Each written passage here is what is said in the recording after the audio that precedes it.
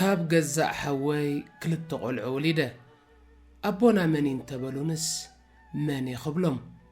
ሰላም ከመይ ትኾኑ ክቡራት ተኸታተልቲ ሓቀኛ ዛንታታት ፓራዳይዝ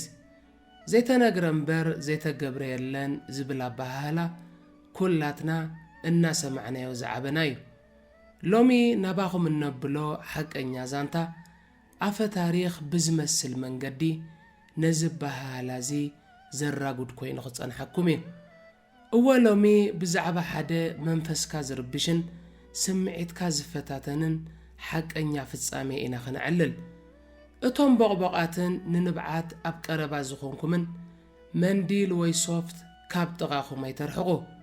ብዙሕ ትምህርቲ ከም እትረኽብሉውን ጥርጥር የብልናን ላይክ ሼር ኮመንትን ሳብስክራይብን ምግባር ኣይትዘንጉዑ እናበልና ናብ ዛንታና ንሕልፈኩም ሰናይ ምክትታል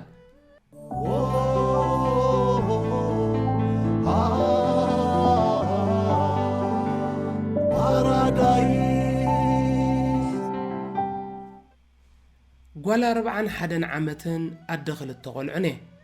እዞም ክልተ ደቀይ ካብ ሓወየ ወሊደዮም ቅድሚ 17 ዓመታት ሰራሕተኛ ገዛ ብምዃን ህይወተይ ንኽመርሕን ስድራይ ንኽሕግዝን ካብ ገጠር ንኸተማ ኣቴ ኣብ ብዙሕ እንደ ሓዳር ገዛውቲ ስራሕ ገዛ ጀሚረ ኸብቅዕ ግን ቀልጢፈአ ዘቋርጾ ነይረ እቲ ምኽንያት ድማ ዕድል ዲጋጣሚ ፈለጥኩን ኣብ ዝኣተኽዎ ገዛ ጾታዊ ጸቕጢ የጋጥመኒ ስለ ዝነበረ እዩ ኣብ ገለ ገዛውቲ ሰብኡት እተን ዘስርሓኒ ሰብ ሓዳር ይፍትኑኒ ኣብ ገለ ገዛውቲ ኣዝማድ ይፍትኑኒ ኣብ ገሊኡ ድማ ኣብቲ ገዛ ልዕለይ ተሰማዕነት ዘለዎም ከማይ ሰራሕተኛታት ጸቕጢ የብዙሕለይ ክሳብ ኣብ ሓደ ተቖፂረ ዝሰርሓሉ ዝነበርኩ ገዛ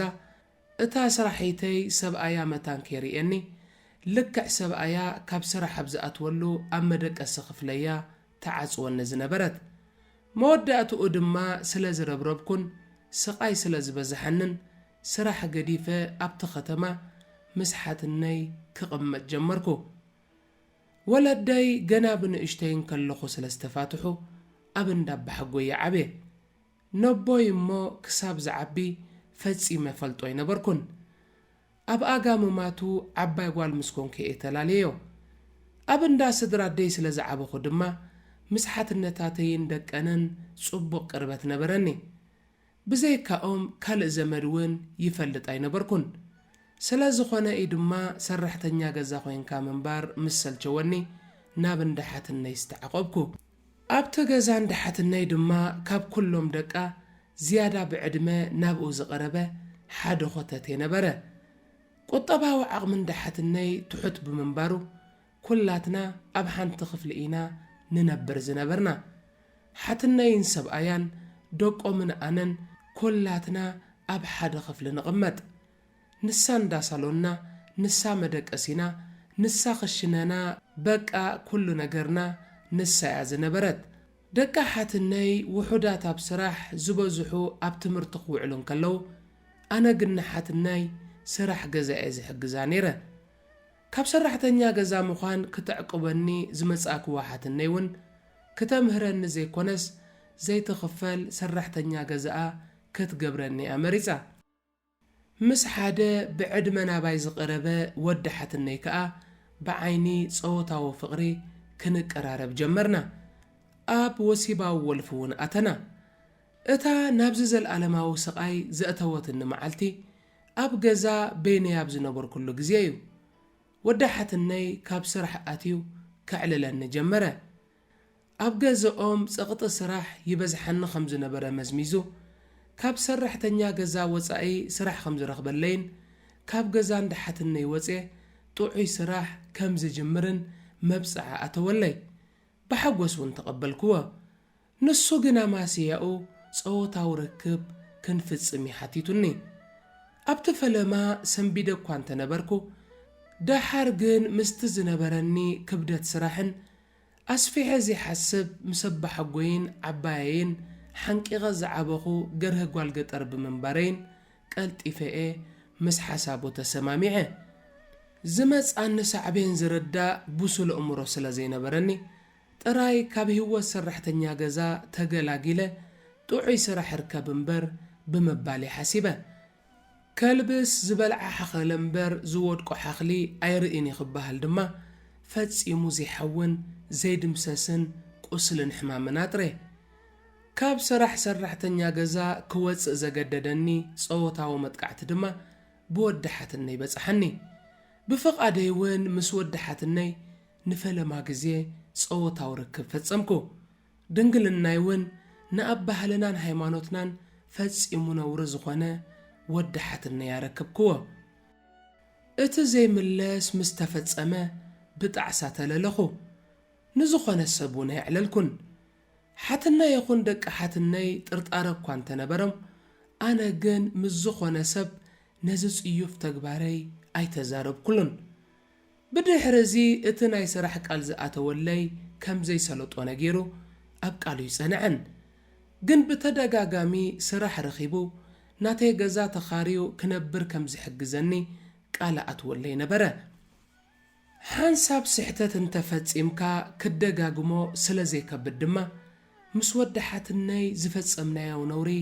ከንደጋግሞ ጀመርና ብዘይተረድኣኒ ምኽንያት ፍጹሞ ጸኒሐ ጣዓስ እናበልኩውን ደጋገምክዎ ደኣ መወዳእትኡ ድማ ካብ ወድሓትነይ ጠነስኩ ምስ ጠነስኩ ነቲ ጥንሲ ክሰዶ ከገድደኒ ጀመረ ክንሰዶ እናበልና ግን ገንዘብ ስለ ዘይብልና ብሎ ምጽባሕ 4 ዋርሕ ሓለፈ ብኡ ቢለ ድማ ነቲ ጥንሲ ናይ ምስዳድ ሓሳበይ ኣዋደቕክዎ ሓትነይን ደቂ ሓትነይን ካብ መን ይኸጠኒስክ እናበሉ የሸግሩን እኳ እንተነበሩ ኣነ ግን ቃላይ ኣምልቕኩን በቃ ኣፈይ ኣፍላም ትኾን ኢለ ትምሕት እምበልኩ ወዲ ሓትነይ እውን የፈራርሐኒ ነበረ እንተዘየፈራርሐኒ እውን ካብ ሓወይ ጠኒሰ ኢለ ክዛረብ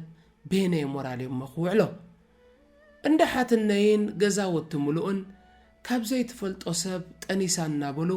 ክጎጥዩንን ክሓሚኑን እንከለዉ ልበይ ብውሽጢ ደም ነበረ ካብቲ ገዛን ካብቲ ገዛውትን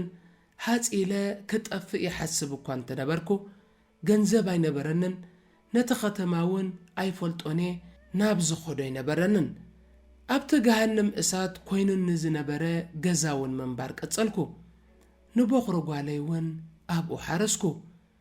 ጓለይ ምስ ተወልደት ሓትነታተይን ካልኦት ኣዝማድን ኣቦኣ ፍልጥና እኳ እንተበሉኒ ብዘይካ ስቕታ መልሲ ነበረንን ስቕታይ ዝተረድአ ግን ሓደ እኳ ኣይነበረን ሕሰመይን ሽግረይን ርኡ ስራሕ ከጀምረኪ ዝብል ናይ ሓሶት መብፅዓ ኣትዩ ኣብዚ ኩሉ ሽግር ዘእተወኒ ወዲ ሓትነይ ዝኾነ ክሕግዘኒ ስለ ዘይከኣለ ግን ጓለይ እናዕበኹን ንሓትነይ ስራሕ ገዛ እናሓገዝኩን ኣብቲ ገዛ መንባር ቀጸልኩ መዓልታዊ ህይወተይ ጭንቀትን ብስጭትን እዩ ነይሩ ወዲ ሓትነይ ሓንቲ ከም ዘይገበረ ስቕ መረጸ ኣብታ እንነብረላ ጸባብ ክፍሊ እውን ወላ ሓንቲ ብዛዕባ ዝፈጸምናዮ ሓጢኣትን ጓልናን ክንዕልል ቦታን ግዜን ኣይነበረናን ንጓለይ ግን ነገር ስጋ ኸይተርፍ ልዕሊ ካልኦት ደቂ ሓትነይ ይከናኸናን ኣብ ምዕባያን ምጋባን ይሕግዘንን ህያባት ሒዙላ ይመጽእ ነበረ ከምዚ ኢልና እናነበርና እውን ስሕት ኢልና ነቲ ነውራም ዝኾነ ጌጋ ካብ ምድጋሙ ዓዲ ይወዓልናን በቃ ጌጋ ምፍጻምን ጸኒሕካ ምጣዓስን ከም ኣመል ተሰቢሉና ከም ወልፋ ሓሽሽ ኣጸሊሉና ነበረ ልቡ ገበዝ ኣብ ደረቱ ግዲ ኮይኑ ዋላ እኳ ብተግባራትና ንሓዝንን ንጭነቕን እንተነበርና ምስ ግዜ ዝመጽእ መዘዝን ሳዕቤንን ግን ልቢ ይበልናሉን እንታይ ዮ ዓንዚዙና ነይሩውን ዝኾነ መከላኸሊ ኣይተጠቐምናን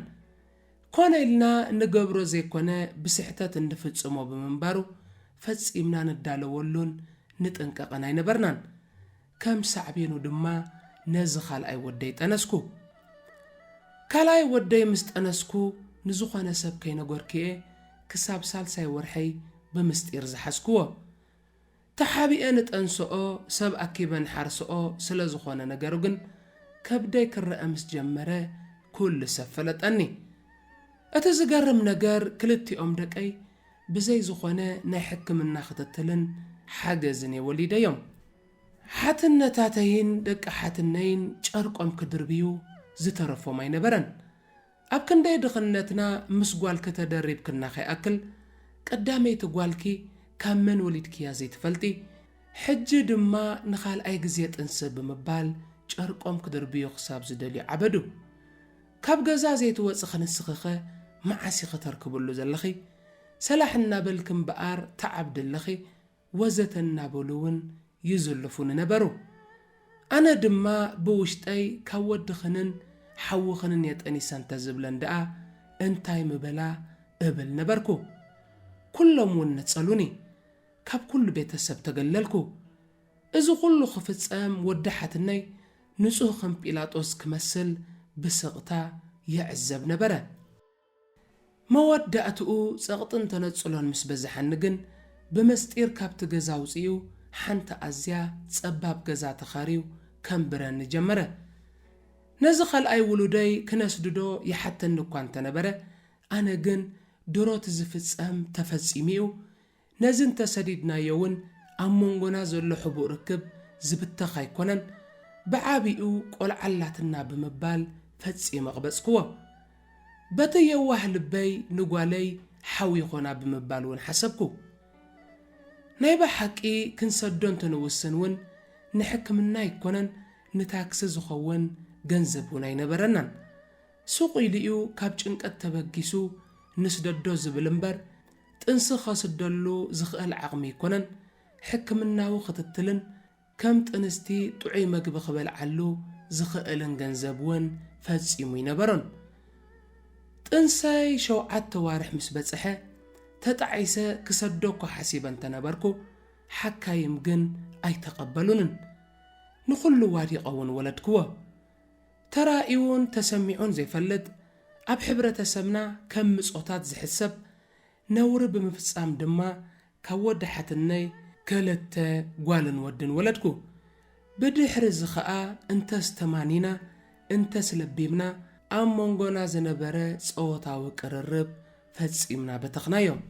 اتوم أب عد زنبرو عبيت حواتين أحاتين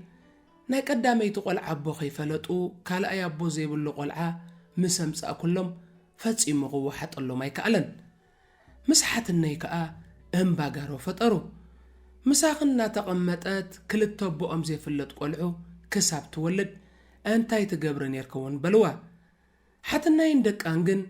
اتمستير يفلتو قدنيروم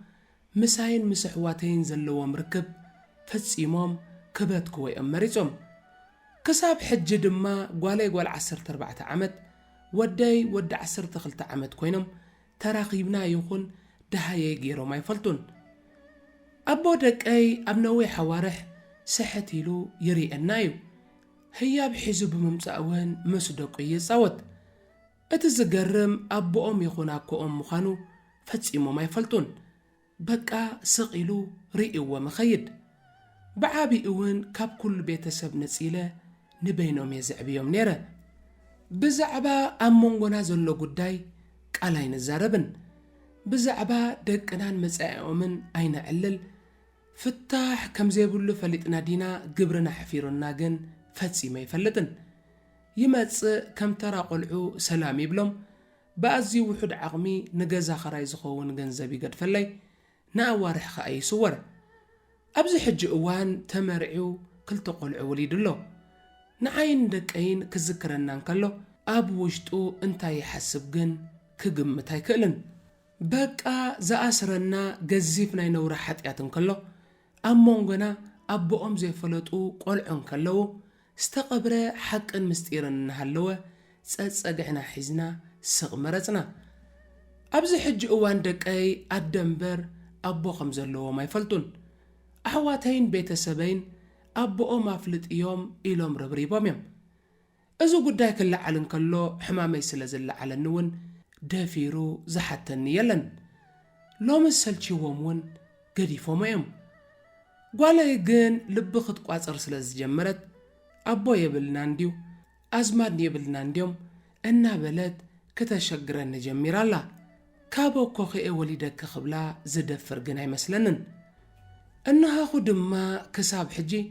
ካብ ወዳሓትነይ ዝወለድክዎም ደቀይ እናረኣኹ ኸሓምም 14 ዓመት ናይ ስቓይ ደልሃመት ኣሕሊፈ ደቀይ ክንዲ ሰብ ኣኺሎምለይ ኣብ ክንዲ ዝሕበንን ዝኾርዕን ረሪአዮም ክስቅቕ ሙኽታይ በልዐ ድፍረስ ሲኢነ እምበር ሓንሳብ ዓይነይ ዕምት ኣቢለ ንደቀይን ንቤተሰበይን እቲ ሓቂ እንተዝነግሮም ካብዚ ስቓይ ብመጠኑ መዕረፍኩን ምፎኸሰንን ይኸውን ግን በየናይ መዓንጣይ እሞ ክውዕሎ እቲ ኣብ ንእስነተይ ብሸለልትነት ዝፈጸምክዎ ጌጋ ከም ጎርቢ ሙሉእ ዕድመይ ከሳቕየኒ ክነብር ምዃኑ ክፈልጥ እንከለኹ ግን ፈጺመ ህከ ዝሓለፉ ናይ ስቓይ ዓመታት ከይኣኽሉ ብሕጂ ዘለዎ ዓመታት ይረኣዩኒ ናብዚ መደብ ክመጽእ እንከለኹ እታ ዘላ ኣብ ኣላ ብግልፂ ጉልባበይ ቀሊዐ ንዓመታት ኣብ ውሽጠይ ዝተደጎለ ምስጢር ስለ ዝበልዓኒ ከተፍኦ እየ መጽየ ነይረ ኣዳለውቲ መደብ ግን ደቅኺ ጌና ንኣሽቱ ስለ ዘለዉ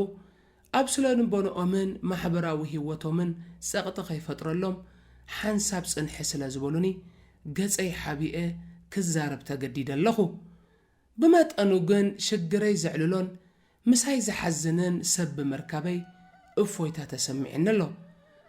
ብዘይካ ምስ ዝለካምየይ ወዳሓትነይ ምስ ዝኾነ ሰብ ኣተንፊስየ ይፈልጥን ምስኡ እንተኾነ እውን ከምዚ ዘዕለልክኹም ብዙሕ ኣይንዛረበሉን ኢና ንድኻስ ደርሆት ጸድፎ ከም ዝበሃል ግን ዝዓበየ ጾረይ ከይኣኽለኒ ወደይ እውን ጥዕና የብሉን ጸገም ዝሕታለ እሙር ኣለዎ ኣፉ ኸፊቱ ክዛረብ ዝጀመረ እውን ኣብ 7ይ ዓመቱ እዩ ወዲ 12 ዓመት ኮይኑ ኽነሱ ጌና ካልኣይ ክፍሊ እዩ ዝመሃር ኣብዚ ክፍሊ እውን ትምህርቲ ፈጺሙ ይርድኦን ገና ብንእሽቱ እንከሎ ሕክምና ወሲደ እኳ ክሕክሞ ግብኣኒ እንተነበረ ምስ ዝነበረኒ ብስጭትን ዓቕሚ ምስኣንን ግን ኣይገበርክዎን ወደይ ካብ ዘይውለድ ወሊደዮ ኸብቅዕ ጥዕና እውን ስኢኑ ካብ ንእስነትን ግርህነትን ተበጊሰ ብወጃሃላይን ብሸለልትነትን ዝገበርክዎ ጌጋ ክሳብ ሕጂ ደድሕረይ እናሰዓበ እናተኾበ